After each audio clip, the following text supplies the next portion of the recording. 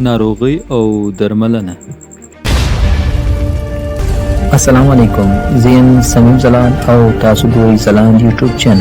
تنهایی یا یوازیتوب که څه هم موږ ورته د ناروغۍ نوم نشو ورکولی، خو تنهایی د نړۍ یو شمېر ناروغۍ ستاسو د روغ صحت دروازې ته دروي.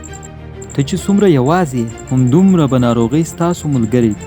ته چې څومره یوازې یې همدومره زر به ته سپینګیری کېږي، او همداسې ته چې څومره یوازې یې همدومره زر به ته په ذهني ناروغیو اخته کېږي.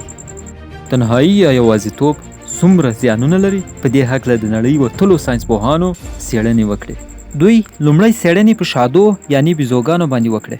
د دې څېړنو په طرز کې دوی ولیدل چې هغه شادو چې د خپل ملګري شادو سره ښې اړیکې لري او یو ځای په خوشحالي ژوند سره کوي، د هغو اولادونه د نورو شادوګانو په پرتله ډېر پیاوړي او صحتمند وي.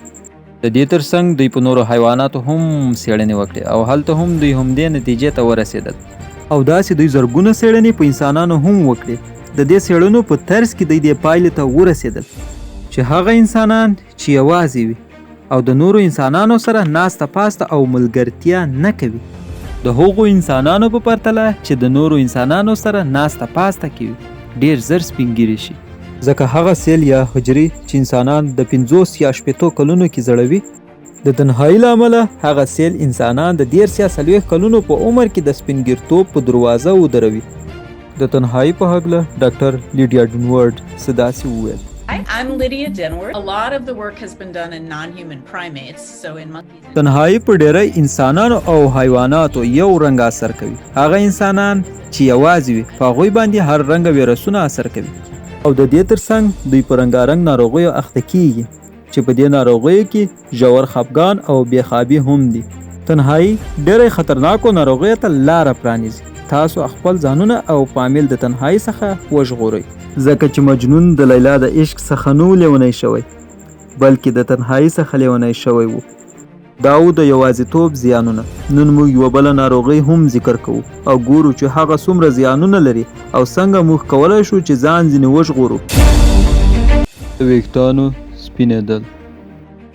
ویښتانو سپینېدل که څه هم ګڼ شمېر لاملونه لري، خو بیا هم دا ناروغي د تنهایی سره ډېر زیات تړاو لري. ژوند په یوه نایمه مرحله کې د هر انسان ویښتان سپینېږي، خو اصلي پوښتنه دا ده چې ولې د ځینو کسانو ویښتان په 20 کلنۍ کې یا هم د 20 کلنۍ څخه مخکې په سپینېدو شروع کوي، په داسې حال کې چې ځینې کسان تر 50 کلنۍ پورې تور ویښتان لري. ویښته هغه وخت سپینېږي کله چې رنګ جوړونکي حجرې یا سیل د تور رنګ جوړولو توان نه لري، او یا هم دا سیل د هایدروجن پر اکساید د تولید په وسیله تخریب شي.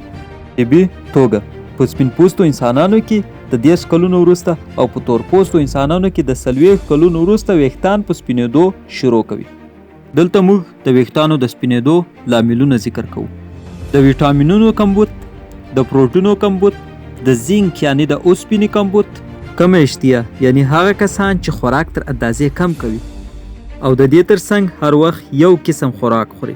تایراید ناروغي او همداسې د پیس ناروغي هم هغه لاملونه دي چې د ویښتانو د سپینېدو سبب ګرځي. دلته یوه پوښتنه پیدا شي چې آیا د ویښتانو سپینېدل د درملنې وړ دي؟ خو جواب یې همدا وي چې بالکل د درملنې وړ دي، خو چې دا سپینېدل یوازې د ویټامینونو د کمښت او یا هم د غیر متوازی غذا له امله وي. یوه پوښتنه دا هم پیدا کیږي چې آیا د ویښتانو غوړول د ویښتانو د سپینېدو مخنیوی کولی شي؟ خو جواب یې همدا دی چې د ویښتانو غوړول د ویښتانو د سپینېدو په مخنیوي کې تر اوسه پورې نه دي ثابت شوي. اما د ویښتانو غوړول کولی شي چې په سر کې د سپینو ویښتانو شمېر کم معلوم کړي او تر ډېره حده یې پټ وساتي. د دې ترڅنګ یوه بله پوښتنه چې ډېره زیاته کیږي چې آیا د ویښتانو رنګ د ویښتانو د سپینېدو لامل ګرځي؟ د ویښتانو رنګ د ویښتانو د سپینېدو لامل نه ګرځي، اما د پوستکي د حساسیت، د وچوالي او د ویښتانو د ماتېدو سبب کېدلی شي. د دې ترڅنګ د سپینو ویښتانو ښکل یا ایستل د سپینو ویښتانو د ډېرېدو سبب نه ګرځي او نه هم د کمیدو سبب ګرځي. دا و زموږ نننۍ خپرونه. زموږ چینل در سره سبسکرایب کړئ او ویډیو هم در سره لایک کړئ. مینه او مننه.